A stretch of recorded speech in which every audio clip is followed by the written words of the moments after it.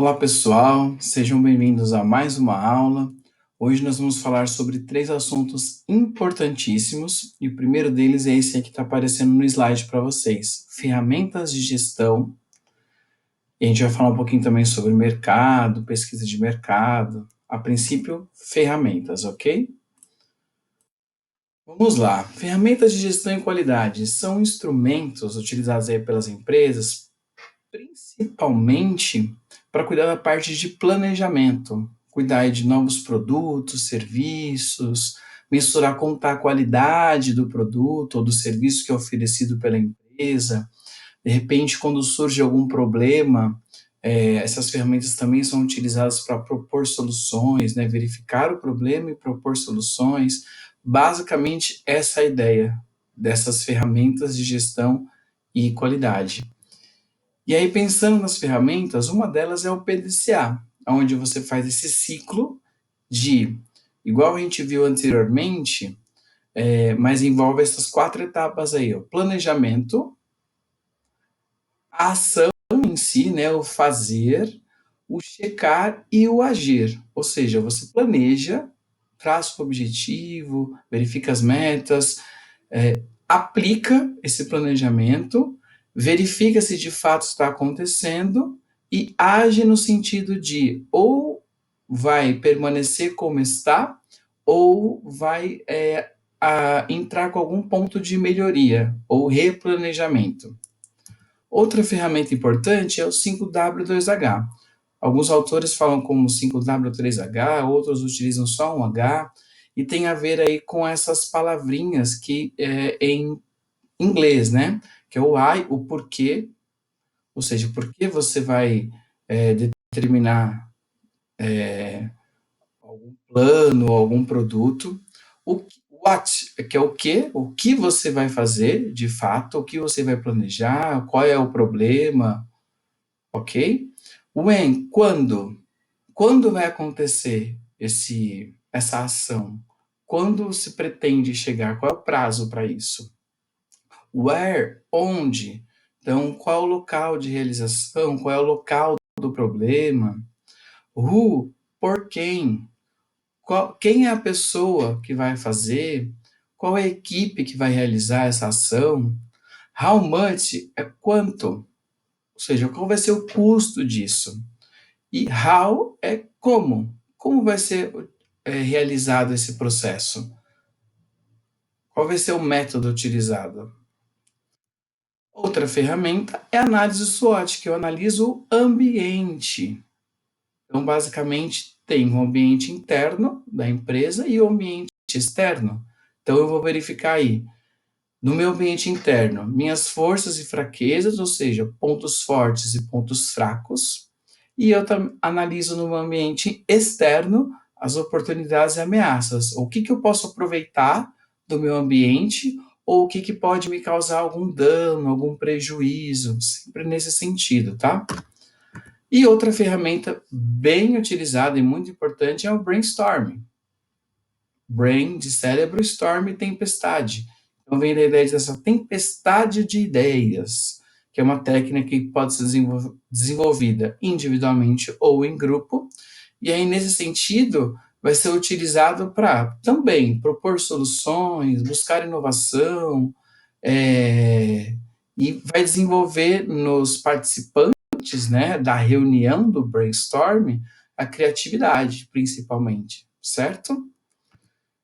E aí tem algumas etapas para executar essa ferramenta, né, que é o brainstorming. Então, a preparação, então você vai verificar o ambiente, verificar as pessoas que vão participar, então tem que ter pessoas que têm a mente aberta. A reunião em si, então preparar aí o local, verificar direitinho, apontar para as pessoas qual é o problema, qual é a situação que vai ser discutida. Aí, de fato, aplicar a chuva de ideias, ou seja, deixar que as pessoas deem a sua sugestão, deem a sua opinião, e como, inclusive, eu mostrei no slide anterior aqui, ó, a princípio, não pode julgar a opinião do outro, tá? Depois que a gente entra na etapa aí da seleção, vai verificar o que cabe e o que não cabe. E aí sim, e para a etapa de definição, onde a gente de fato vai definir aí o que vai ser de fato proposto, o que vai ser melhorado, qual que é a ideia que vai ser acatada. Então, a composição do grupo basicamente é líder, membros e secretário. O líder vai fazer intermediação, os membros vão participar dessa tempestade de ideias, ou seja, vão dar a sugestão, e o secretário ele vai anotar todas as sugestões, fazendo os devidos filtros, enfim, ok?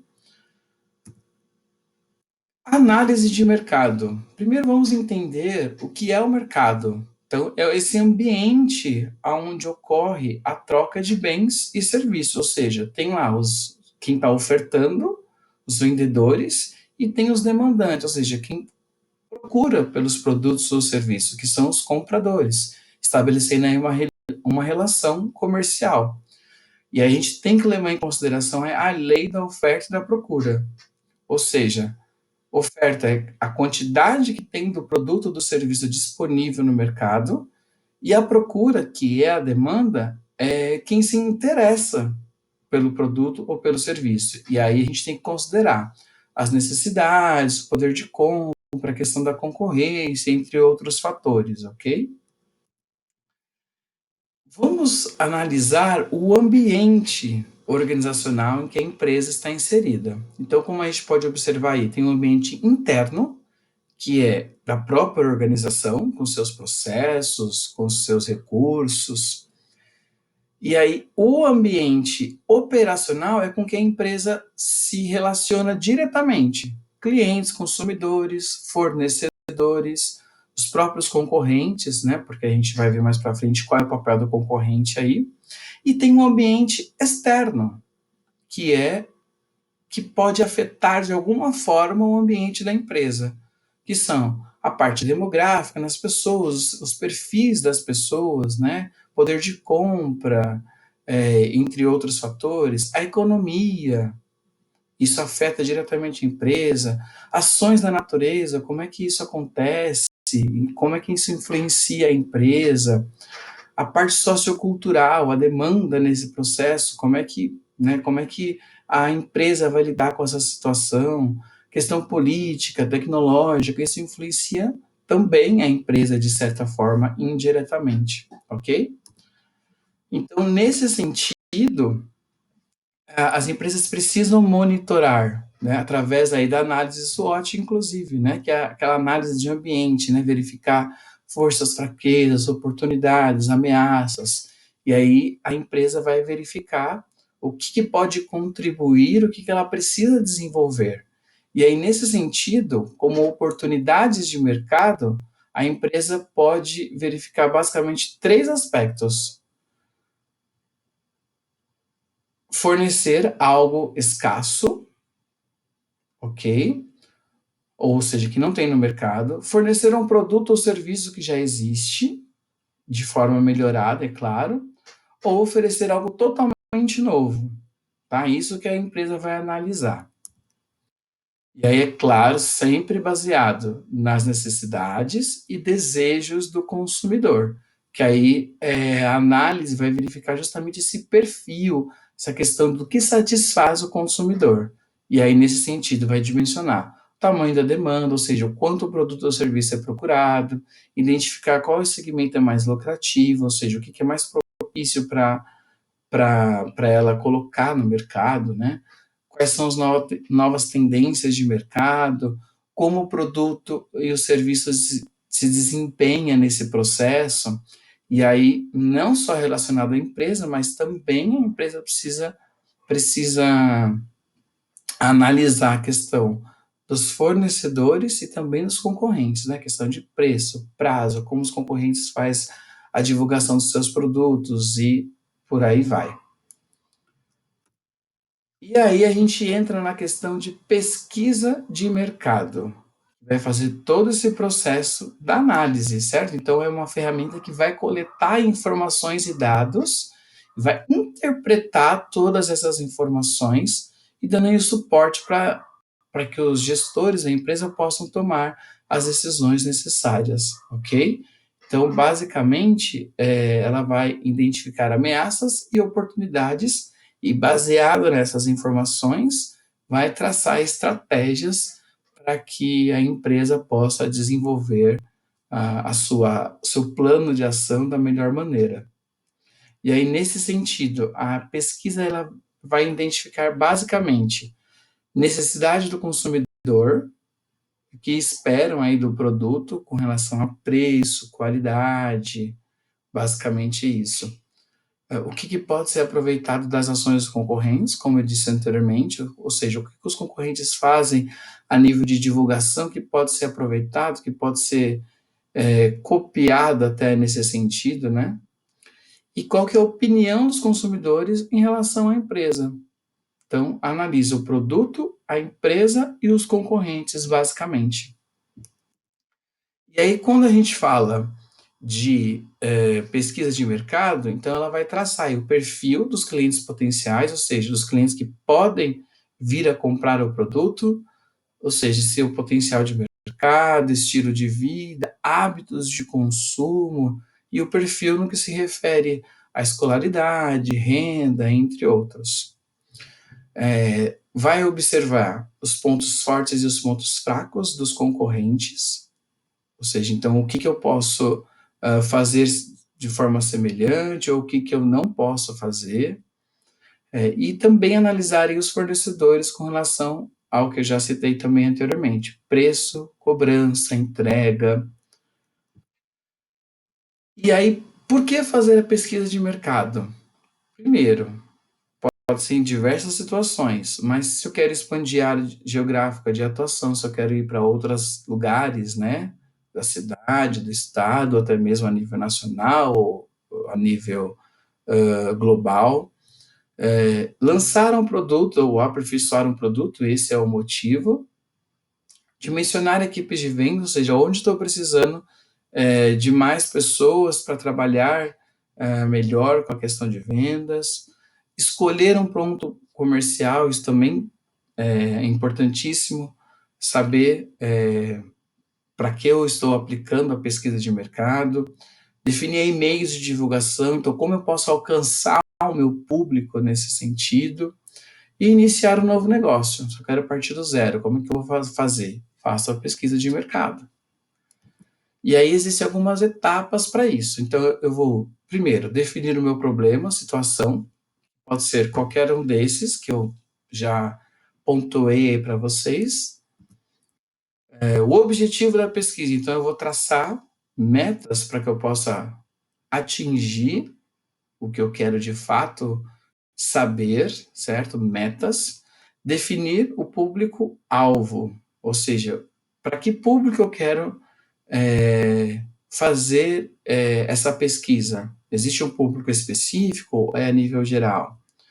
Vou desenvolver pesquisa, ou seja, fazer toda a parte do planejamento, vou definir o método de pesquisa, que a gente vai ver daqui a pouquinho, elaborar o questionário, forma de aplicação, que a gente também vai ver daqui a pouco, amostragem, ou seja, qual parte do público eu vou pegar, em que regiões eu vou, quantas pessoas eu vou de fato realizar a pesquisa. E aí também eu verifico com o cronograma, o roteiro da pesquisa. Então, toda essa parte de planejamento eu tenho que realizar. Aí depois, qual é a próxima etapa? Eu vou de fato aplicar a pesquisa, se for necessário treinar algumas pessoas para que possa aplicar essa pesquisa com o público-alvo. Em seguida, eu faço a tabulação dos dados, ou seja, eu vou levantar todas as informações e vou organizar esses dados, gráficos, tabelas, verificar médias, porcentagem, sempre considerando esses pontos numéricos, é importantíssimo, tá?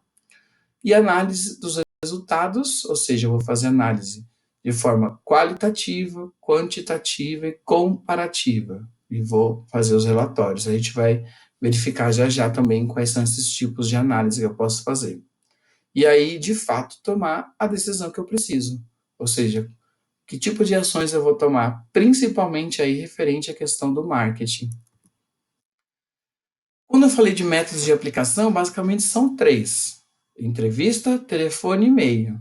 todos têm as suas vantagens e desvantagens. A entrevista, por exemplo, é muito mais interativo, mas precisa de pessoas e isso acaba aumentando o meu custo. E também eu preciso de pessoas especializadas para isso.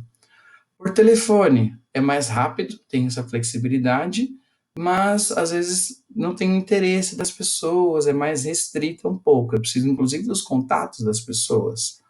E por e-mail eu tenho uma cobertura mais ampla, ou seja, eu consigo atingir mais pessoas, mas de qualquer forma aí eu tenho um baixo retorno e é mais lento também esse retorno. Por isso que na maioria das vezes utiliza um método de enviar brindes se você responder, algumas coisas que possam gerar motivação nas pessoas.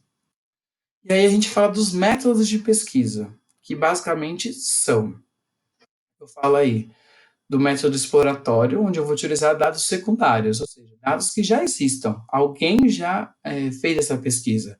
IBGE, o Sebrae, certo? E aí, é claro, tem a vantagem para isso, que eu tenho um custo mais baixo, porque eu não preciso fazer toda aquela preparação de investigação, porque já existe a pesquisa, mas tem desvantagem porque pode acontecer dos dados estarem desatualizados, tá? Tem um método descritivo, e é onde de fato eu vou desenvolver e aplicar a pesquisa, ou seja, eu vou obter dados primários para isso, da pesquisa que eu mesmo, como empresa, organizei.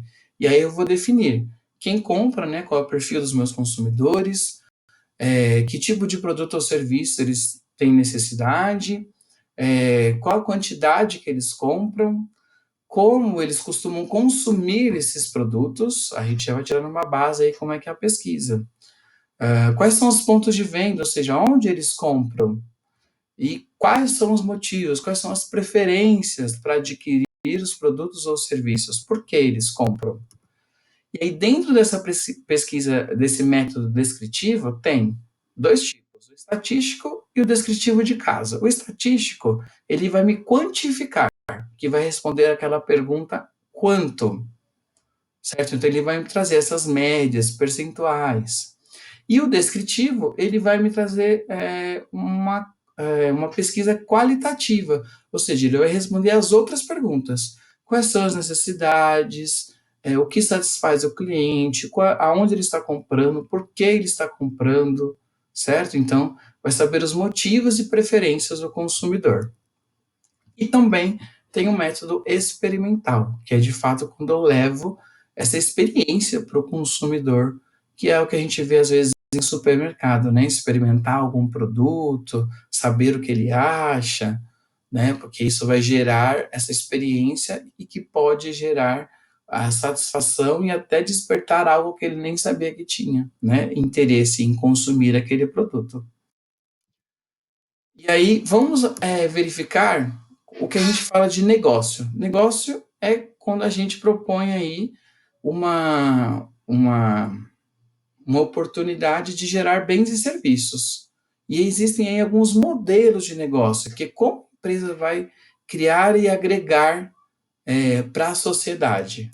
Então, temos a franquia, que é quando um franqueado aí, ele cede direito de uso da marca para um franqueador, certo? Então ele vai possibilitar o franqueador, ele vai possibilitar o franqueado que utilize a sua marca, os seus produtos, os seus métodos. Okay? Basicamente é isso. E aí tem os benefícios para ambos, né? Para o franqueado, é a oportunidade de abrir um negócio sem ter experiência, com isso ele tem menos risco.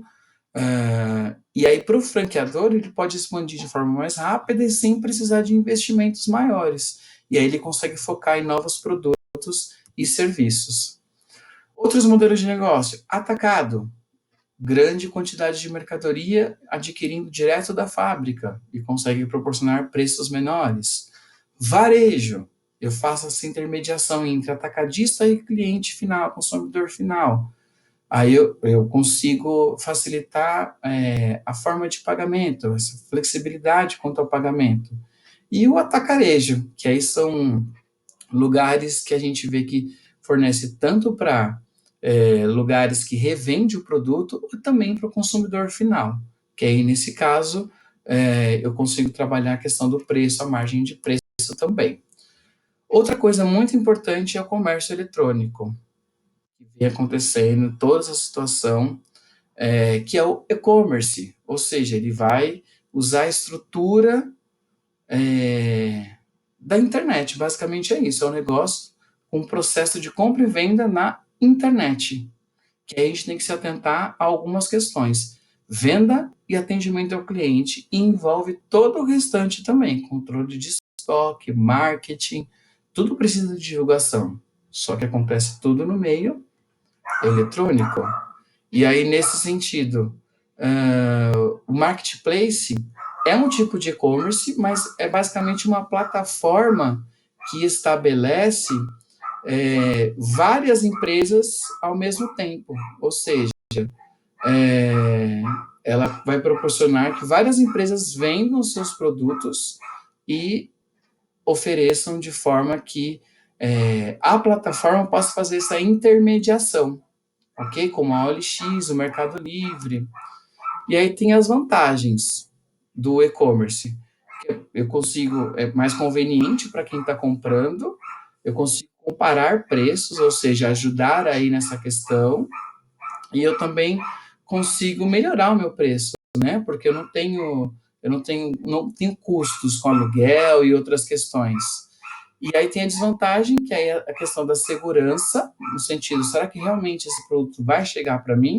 E tem um tempo de espera, na entrega, né? Então, essa é uma desvantagem. E aí, o que, que eu posso fazer no comércio eletrônico? Lojas com bens físicos, né? Ou seja, produtos físicos, eu posso revender serviços ou eu posso também revender produtos digitais, como os cursos, guias, e-books, por exemplo. E aí, com a chegada da pandemia, a gente tem que ficar atento a esse comércio híbrido, ou seja, são lojas físicas que aderiram ao e-commerce, ou seja, eu consigo, de repente, verificar o produto na loja, mas também eu consigo comprar pela internet. Hoje em dia, a gente até compra, né, pela internet, mas retira na loja. Então, esse é o híbrido. Faz essa relação dos dois lados, da loja virtual e da loja física. Então é isso por hoje, pessoal. Até a próxima aula.